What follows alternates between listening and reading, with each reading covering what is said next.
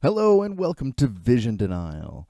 My name is Sam, and if you're new here, I watch every single playoff game of summer 2022, yes, including that one.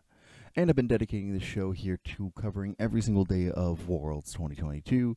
And before we head into the quarterfinals, I thought I'd take a look at cracking in the matchups, see a little bit of things going on, make a prediction, some of them more obvious, some of them less obvious, and I'll be making a separate video for all of them. This video is for JD Gaming, or JDG Intel Esports Club, versus Rogue, the first seed of the LPL versus the first seed of the LEC. To give a preface here, this is gonna look fairly one-sided, probably, just right off the bat. But as I go through everything and I give my thoughts on why I think JD Gaming is going to win the whole thing, if ever that's just what you want to know, there it is. A lot of the statistics that I'm using, I have also linked down below as part of the data that I've collected. A lot of the data I've collected is from different sources, but this is usually what I'm using as an indicator of the comparison between these two teams. So I'm going to compare each role player by player, and then I'm going to give a breakdown of how I think the game is going to, or how I think the series is going to go. Without further ado, let's go with the first matchup in the top lane. When looking at the 369 versus Odoamne matchup, just the names alone is expected to really garner the idea that 369 has the advantage here. And by all means, that is not an unfair assumption, right? It's got a higher KDA, higher CS per minute, just barely. Better gold per minute, higher damage per minute. Throughout the board, he has got a better statistical lineup throughout, except for kill participation. Where 369 has a higher kill share, Odoamne has a higher kill participation. And that primarily has to do with the fact that the only overlapping champion that they have between each other is Ornn.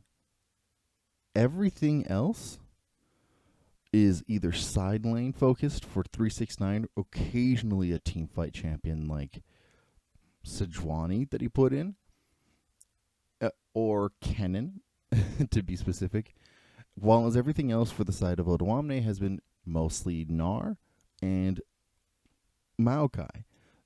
Within those particular matchups themselves, it is clear to me that the team are focusing strictly on team fighting for Odoamne and side laning for 369, which can become a larger issue for them if not checked. And because of the larger disparity between the two and the fact that 369 usually challenges frequently over and over and over again, Odoamne may have a harder time keeping him contained. Next matchup, we've got Jungle over here with Kanavi from JD Gaming and Malrang and Rogue. And we have another type of situation where there's a similarity between the two, but a pretty large disparity. The disparity primarily coming from the kill section. Kanavi is a much deadlier, much more aggressive and kill-heavy jungler than Malrang. But Malrang is a much more team-oriented one. They both have about the same amount of assists per game, but the kill participation is higher on a significant matchup, 77.3 versus 72%, which gives me the indication that he's more willing to give himself over. Because looking at the KDA, he tends to have more deaths per game and a very smaller KDA, but that's because he's looking for plays for the whole team. Where Kanavi will find ways to really shut something down early, Malrang will try to bring his players up. And there's almost zero lineup here, right? Or like there's two champions they both played within this tournament. They both played Lee Sin and they both played Vi. But it's very clear that from the playstyles and the rest of the champions that they play, that Kanavi is really trying to take down whatever the win condition they have and elevate himself, whilst Malrang is trying to bring up his own laners up. Next, we'll go to the mid lane, where we have Yagao versus Larsen. And this is actually the closest matchup between, so far, one of the closest matchups between these two teams. The mid laners themselves have a fairly overlapping champion pool, both heavily favoring Silas and Azir. Both of them have a fairly similar damage per minute, almost similar. There's like, when looking at the stats, Yagao beats Larsen in damage per minute, but only slightly, while every other stat line is Larsen comes out. Has a better gold accumulation, has a better kill participation, better kill share overall. And Larsen will take the reins on like getting his team ahead and getting it through a win condition. And it was really interesting expecting every role from JD Gaming to outdo the roles from Rogue, but the mid lane matchup is the most even out of the two. So unless there is something here, and it's not like Rogue didn't have any bizarre mid lane matchups that Larsen had to really contend with, it is going to be interesting to see whether or not Yagao jumps to the opportunity, or there's something that Larsen will be able to pull off that others may not against what is pretty scary statistic lines between the two of them. We head into the bot lane matchup, where we got Hope versus Comp. And looking at this particular stat line, the first thing that stood out to me was the very big disparity between the assists per game between the two. Hope having a much larger one, the larger damage per minute that Hope has versus Comp, and the fact that Comp has a larger proportional gold share from his team. He has a larger kill share and a larger gold share, and yet the amount of damage and influence he's putting in is not quite the same. And looking at the kinds of champions they both played, there's a lot more flexibility, sure, with Comp in terms of the stylistics, but the two played primarily combat skirmish heavy bot laners. And we're looking at the two and seeing that they're playing similar-ish terms of like priority, the Lucians, the Callistas, and the fact that Comp has a higher, like a wider champion pool that he's pulled out of, is a little worrisome for how Comp will be able to measure against Hope, as he does not have the damage per minute comparable, and Hope will do a lot more work in a team fight, especially if they're both going to be playing a lot of a similar champion pool reservoir. Last matchup between these two teams, we got Missing versus Trymbi, and this is the largest disparity, I think. Primarily because in terms of vision between these two teams, JD Gaming has the win on this, and I think that's primarily because Missing is a much heavier roamer. And not to say they don't roam, that Trymbi doesn't roam. It's more like Missing is much more successful in his roams. He's got a larger kill participation overall. The vision is a lot more like indicative of control of the game.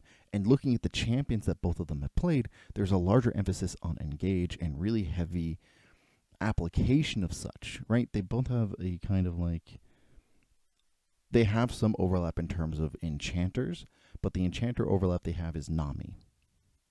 Otherwise, you've got a lot of disengage or zone control in terms of Lux and Soraka that Trymbi plays, which doesn't offer like the strongest combat ability in terms of engaging. While as Rel, Yuumi, yes, whatever, Yuumi's an enchanter, but Yuumi also engages fairly heavily. You've got Nautilus, Renata, Thresh, every other one that Missing has played that is not Nami, and Nami's only been played for 2 of the games, is engage heavy or re-engage heavy. And the only one I can say that for in terms of like engage heavy or re-engage heavy for Trymbi is Rakan. And honestly, the fact of the matter is that the lack of engage tools, lack of being successful with roams, the kill participation, the vision control, this is the largest disparity between these two matchups. When looking at the stats overall between both of the teams, there is a slight concern overall in terms of like they both have a very similar game duration. They both have like similar first tower, almost actually the same exact first tower, same exact first blood percentage.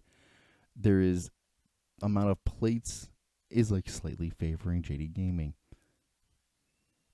I'm of the position here that when looking at the stats and seeing that some of them are similar between the two, all right, like in the terms of like the win rate one ahead, but then we're looking at the gold, right? Gold per minute is 200 less. Gold differential per minute, Rogue is in the negative 49. Gold differential at 15 minutes, negative 1285. Tower differential, they're behind at 15 minutes. Average tower, behind, right? It is indicative to me that despite some of the similarities between both of the teams in terms statistics wise, right? Similar kills per, like average kills per death ratio, average assists per kill ratio being almost the same. They're both very bloody teams, really emphasizing trying to do damage as much as possible with team fights. But the difference here is that there's a much bigger emphasis on global pressure and getting the game ahead from JD Gaming, and the fact that there is a 100% win rate when ahead at 15 minutes for JD Gaming, and they are between the two the only team that has a positive goal differential at 15 minutes, tells me that primarily there is no chance that Rogue wins this best of 5. For me, it is clear that it is likely going to be a 3-0 stomp. But those are my thoughts. I would like to hear what you guys have to think in the comments down below. Anything, do you think like Rogue has a chance to get at least one game? Like, or are you in agreement that this is pretty much a wash? JD Gaming 3-0. Easy peasy lemon squeezy. Any of your thoughts I would love to hear in the comments down below. Those who watched this, thank you. I super appreciate it. If you want to watch all the previous videos I've done about Worlds, or all of the other teams that have applied or who have qualified, videos will be on the side. With that, we'll see you in the next video with a different matchup. See you next time.